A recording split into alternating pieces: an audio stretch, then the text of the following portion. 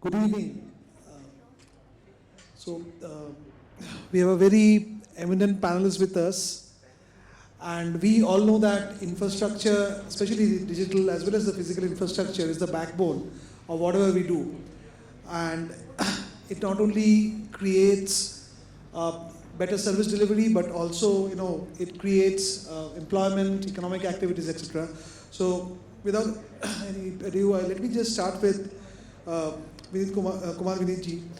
Sir, as a Special Secretary, UPK IT Department, sir, you have created multiple, such infrastructure, right? Like, आपने State Data Center बनाए, आपने बहुत सारे dashboards भी बनाए, काफी infrastructure बनाए. So if you can just, talk us through the initiatives taken by government of Uttar Pradesh and how it has benefited service delivery as well as, better living and also the economic development. If you can just touch upon it. Thanks, Debashish. First of all, thank you for giving me this opportunity to be here on the stage. Well, before I start, for a react to your question, Ms. Tambo was putting up her slides, what are the slide here? And incubators and the startups, I said, oh my God, I'm going to speak now because she was taking the IT part. Well, yes, we have already 47 incubators and more than 6,500 startups in Uttar Pradesh with all the infra available right from agriculture to drone to artificial intelligence to machine learning to you name it, medtech, whatever you think of, we have it. We have 3 centers of excellences also over here in Uttar Pradesh. We have our policies. Number 1 is ITA and ES policy. Second is the startup policy and the data center policy. Well, when we talk about infrastructure, we generally assume the infrastructure to be road, electricity and water, which basically ends up the industry to grow. IT is the infrastructure that comes up over and above that infrastructure. Actually, this is the basic concept on which, basic premise on which the world is going to grow in coming years. The total amount of electricity in 1984 that we used to consume world over is the total amount of electricity that we use today just to keep the datas afloat, just to keep the datas secure. So that is the level of consumption that we have really gone up with. So when we talk about activities that Uttar Pradesh government has been supporting to, and on that note, I would say that we have got certain IT parks that are coming up in each and every division of Uttar Pradesh. We are trying to get into incubators so that in each and every district, there must be at least 1 incubator to support the idea, to support the basic norms. And ultimately, we have got Center of Excellences, 3 supported by state government, and many more coming up, supported by central government. Our KGM has an excellent Center of Excellence. We have MedTech in SGPGI.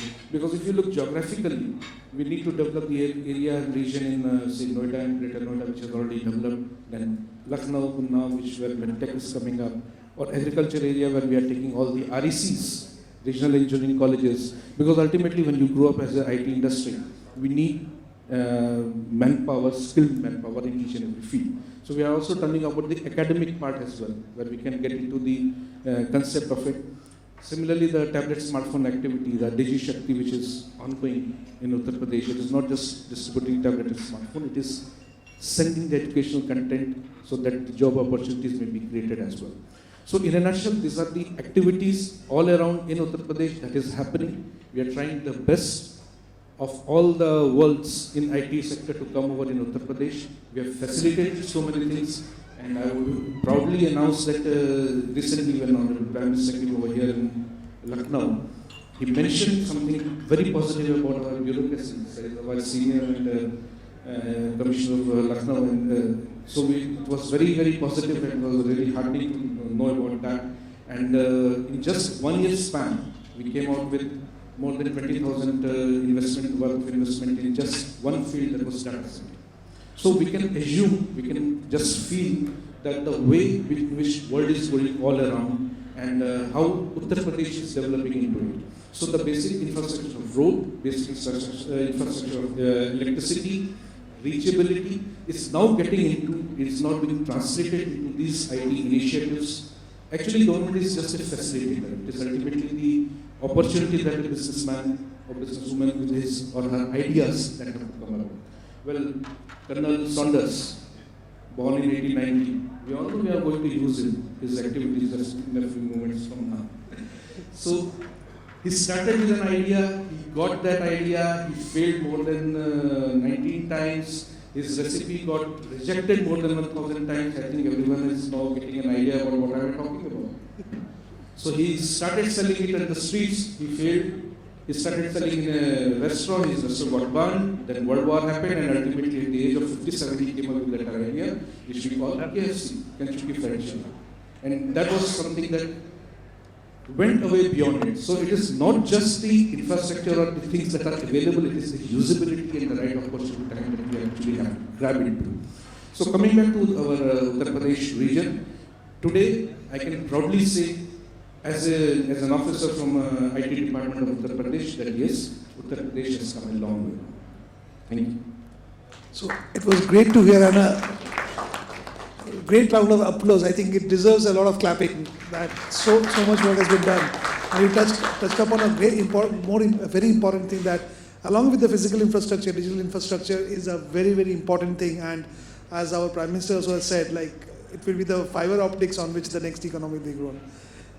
On that note, coming to Ranjan Kumar ji, with you, you are the chairman of Lucknow Smart Cities, and we were there last year when there was a huge conference which was held here. All the CEOs came down and we saw what Lucknow has done. The command control center is up and running, or there are street Wi-Fi's, etc. So a lot of digital infrastructure as well as physical infrastructure has been created. If you can just take us through what has been done in Lucknow and how it has changed the lives of people, and also how it has created a number of best practices, that'd be great. This was our Honorable Prime Minister vision of this Smart City mission. Basically, it was unheard of how to go about transforming cities in India. We have seen the challenges, the kind of challenges the city is facing. I remember there was one question in UPSC. What are the different kind of problem city faces? It was a straight question. So you come up with Nala and so many traffic jam and all. So very innovative concept. This is Smart City Mission. Basically, this provides you a special purpose vehicle. So where you have an idea, and the idea is available everywhere. So you do brainstorming. So we have institutional arrangement in the Smart City Mission where we meet citizens, we meet people representatives, we meet specialists in different forums, and we take their feedback, their ideas. So here in we have a special purpose vehicle where we have the power to take decisions. So here immediately your idea transforms into the projects. So basic approach of making any city smart is the cost efficient. Like you cannot have the budget of improving everything from scratch. So first what you do, you add connectivity and intelligence in existing infrastructure. So we have seen nowadays that we feel a lot of stress on the social and physical infrastructure. So we need to not only add on the intelligence and other thing, and also we have to add different infrastructure, plus we have to transform the infrastructure. So for Lucknow, we had the strategy to make it cleaner, greener and efficient, and also the approach was it should be citizen-centric economy with modern economy and outlook, and also it should be anchored in traditional heritage and culture and with best quality of life. So if you look at the different projects what we have implemented till now, so you will feel all these kind of things. Like if I read through these projects with different aim, like integrated command and control center. So this is one of the concepts where during Corona also, in every district, the concept was copied from Smart City. and it was successfully implemented in integrating not only the services providing medicine at a doorstep, ensuring the containment of people calling, and we provided hello doctor facilities. So it was a huge success. Like we even think sometimes if there was no integrated Qatar command, how could we have faced this? So sometime we had more than 1,000 cases per day. In next wave, it's more, even more. So it was a Herculean task. So also we have seen this how to manage oxygen supply. So we have utilized this in command and control center. Also we are monitoring air quality system all over the city. Also we are monitoring GPS enabled this solid waste management all over the city. So these have enhanced already existing services and infrastructure. Similarly, we have implemented integrated traffic management system. So initially it was unthinkable of this smart traffic management. So it has reduced congestion, also improved the traffic. Also, at the same time, we have to provide new infrastructure like in Lucknow. We have very few underground sewer line in southern city. So we provided sewer line, new sewer line, and also we have developed STB as normal. But at the same time, we try to integrate like street light system, like phase wiring system through a SCADA and other things, so that it becomes energy efficient. We have so many interesting projects in employment sector also. Like we came up with a new concept, like for the migrant labor. We always see at the Chora and other particular gathering there. So we made the plan to how to improve their skill and integrate them into the mainstream employment. So we had a very interesting idea and we implemented, and that was very successful. So we have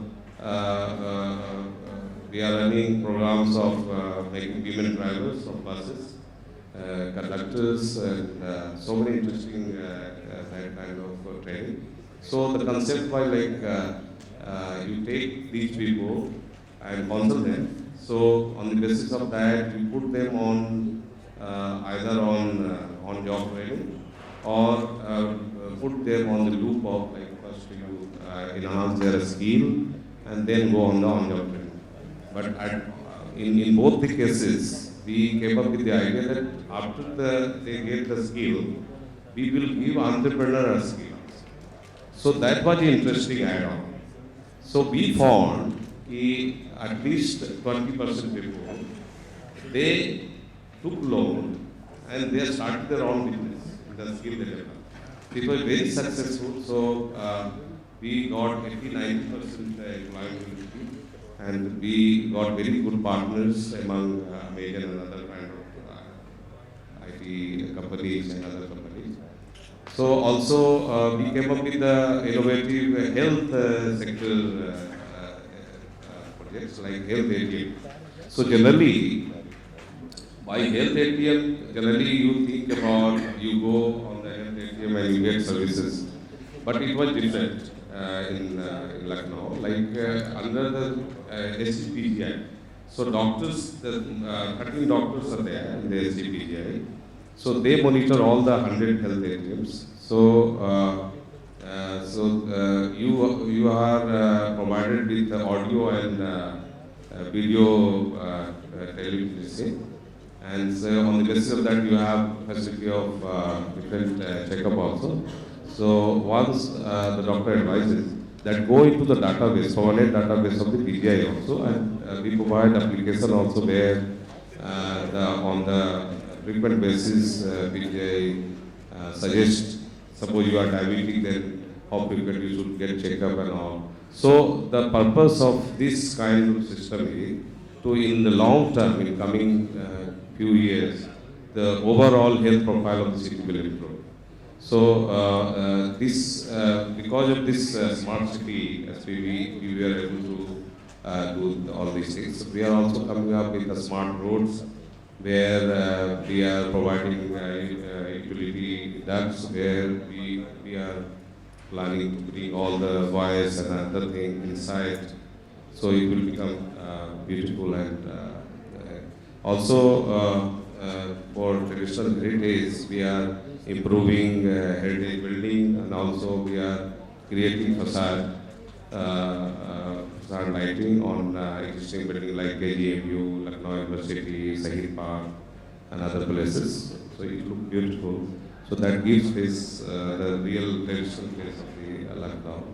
Also, we are improving many heritage building also.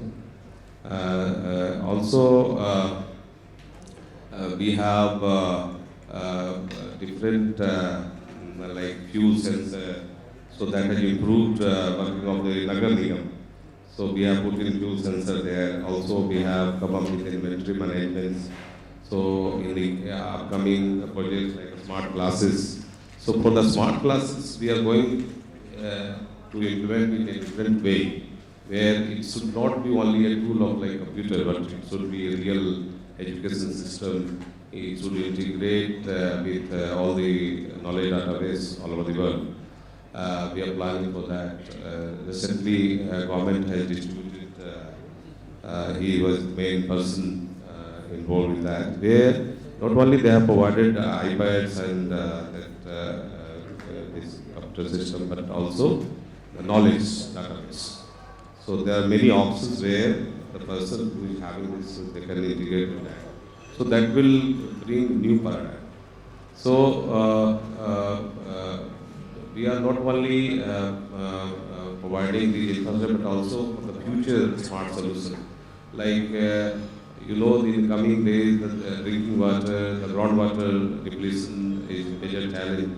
So we are coming up with rainwater harvesting, and at the same time, how to reuse wastewater. So we have hired consultant.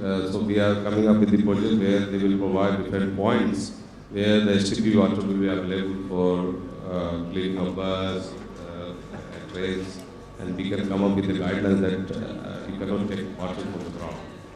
So that will improve definitely, and also we are providing solar panel energy percent, and for the people who are don't have resources, who have no resources, so we are coming up with many free Wi-Fi zones.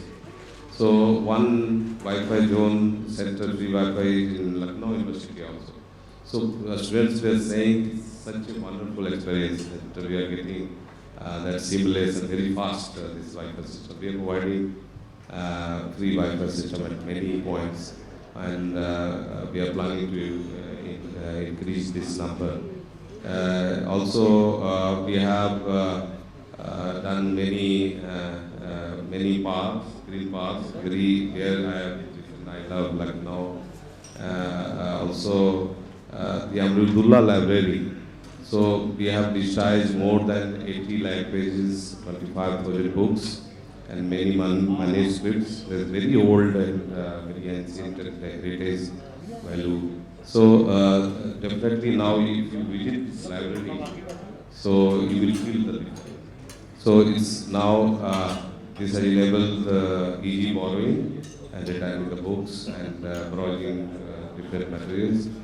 Whenever I visit, I see many people are seriously studying there because of the enhanced environment and ecosystem there.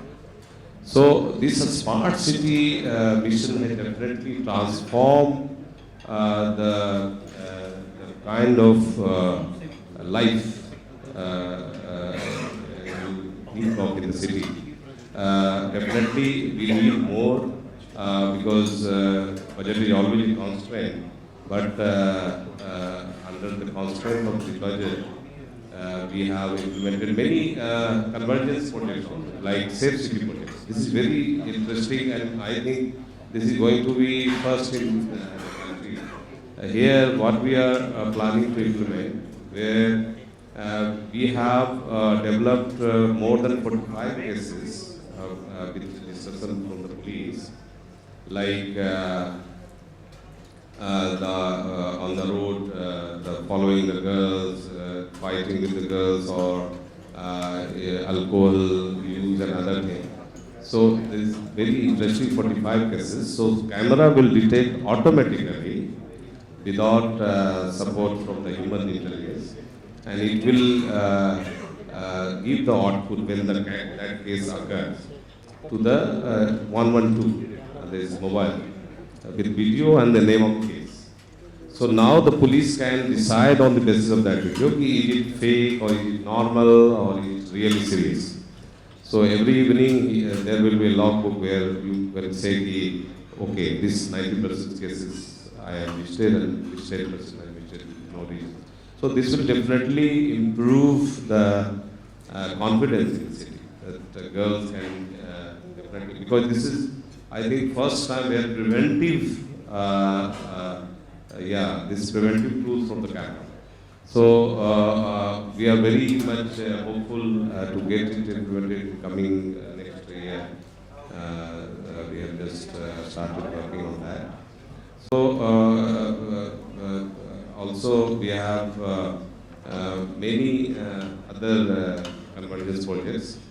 So I think, This is amazing. Like, you have touched upon so many sectors. Like, it's solid waste management, traffic. You talked about safety, security. You talked about library. You talked about health. It's education. So multiple sectors. So it's a great job. Thank you so much. Shifting gears, if I come to Dr. Inder Gopal, I know that you are the professor of ISC and also CEO of India Urban Data Exchange, which has been formed by the Ministry of Housing and Urban Affairs. It is a very different concept, right? Like, it comes from Urban Observatory.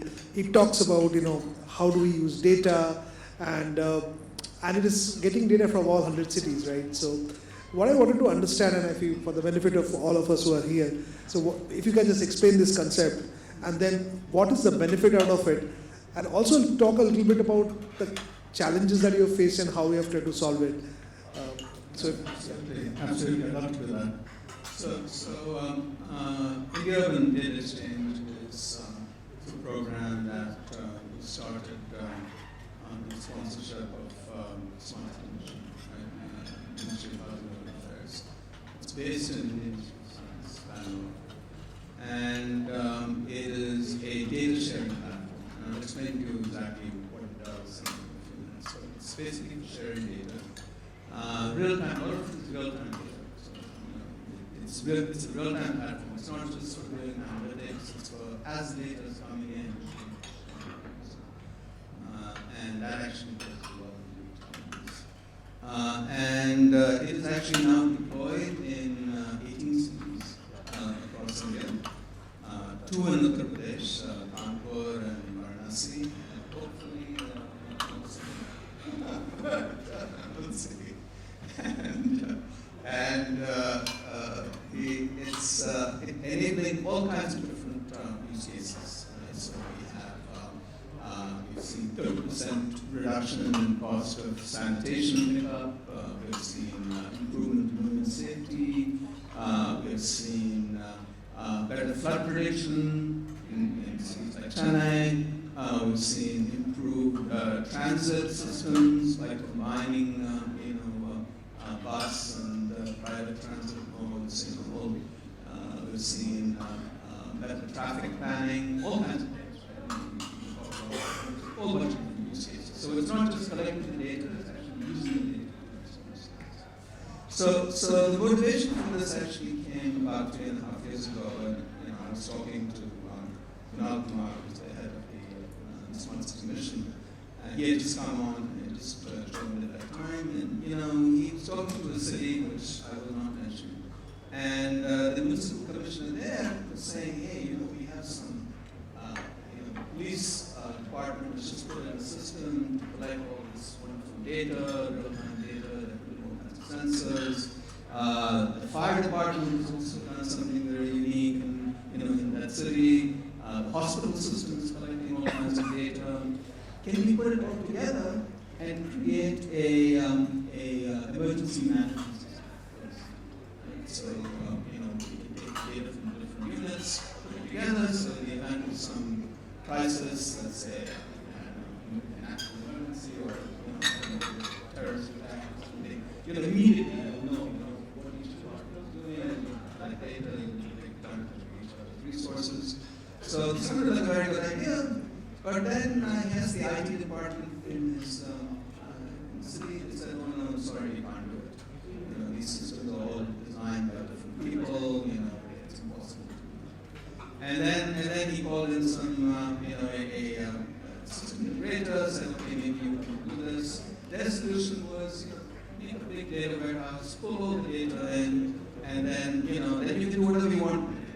So basically, but that didn't work because each one of these departments wants to maintain their own data. Right? They have ownership in it. They don't want to give it to someone else and have that become the master. So we realized very quickly, and a lot of other cities, a lot of other places realized, you know, Barcelona, you know, Helsinki, a lot of places, Manchester in the UK, a lot of people around the world realized the same thing, that in cities, particularly in the public sector, you don't need, you know, the traditional enterprise solutions. These are not that work in private sector. These won't work. What you need is something that we are now calling a data exchange, which basically allows data to stay where it is, but it still allows it to be shared in an effective way. So if you think about it, what problems do we need to solve? So the first thing you need to solve is you need to understand what data is there. The police department doesn't know what data is. Likewise, you know, we in the same city, but they have no understanding of what is available. Right? So the first thing is you need to right?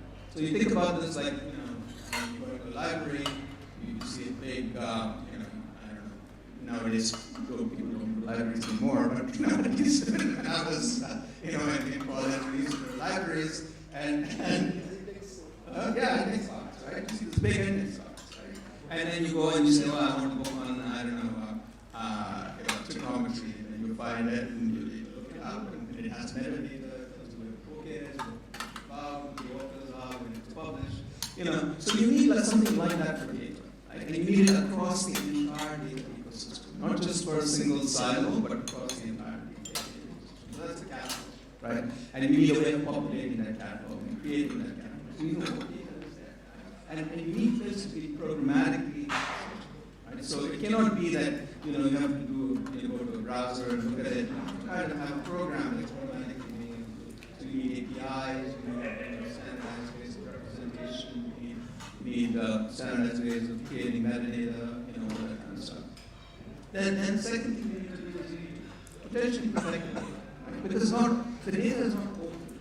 Right? And that's the other thing. You know, people say, well, you know, the solution to data sharing is open data. Right? Well, maybe in some cases it's open data, but in a lot of cases, the data is actually quite valuable and it's needs to be protected. The police data is not going to be shared, you know, right? You know, but maybe the police department will be willing to share with the fire department, but not any, you know, average citizen who's mostly, you know, trying to look at what's going on in the city. So you need to have protection of the data, right? You need to have security, you need to have authorization, and access. So there's what we call a consent mechanism that allows you to understand, is the data, is this person or this program allowed to get access to this data, and you need some rules and policies. So that's the second aspect. And then the third aspect is translation into a common language. Right? I mean, if you think about this again, take the library example. Right? You go to a library, you know, let's say the books, you know, are in a language you can understand. That's fine. The books are written in Swahili or Swedish. You need something. It's still saying something that's useful to you. Right? It's useful information, but it's written in Swahili. It's easy to interpret. So you need to come to some standardized representation, right? Translate it into English or Hindi or something. And that translation, right, again, is what we call, is another function of data exchange.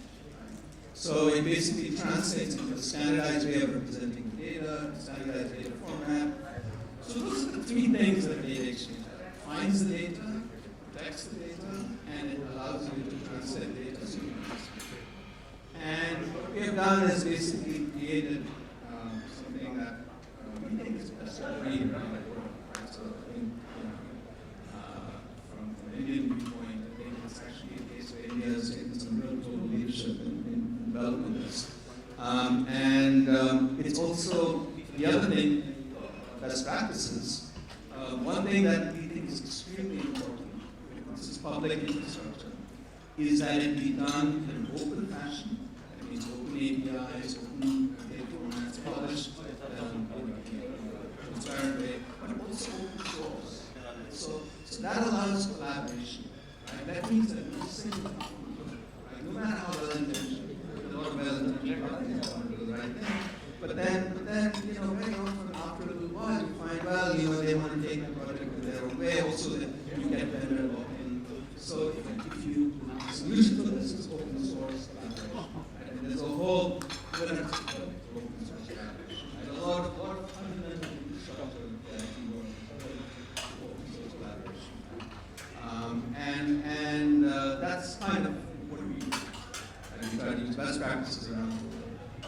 So let me stop here. So thank you so much. I think thank you all the panelists for the insights. This was amazing. And the three things that I'm carrying back with me is that what you said is physical plus the digital infrastructure that makes it better. The other thing that we learned from Lucknow is that it's multiple sectors that physical as well as the digital infrastructure can touch upon. And what you talked about, the last thing, is basically when we are creating digital infrastructure, it has to be collaborative, it has to be standardized, it has to be open so that people can, other agencies can also join in. With that, we have around 4 minutes time. I think there might be some questions from audience. We can take 1 or 2 questions from our panelists.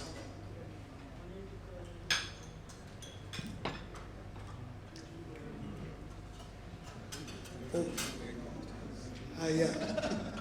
Yeah. Yes. If there is no question, then I think you are correct. So I think we can, I know that we have a dinner and cocktail after this, so we can take it informally. Our panelists will be there. And thank you so much. You are an early audience. Thanks.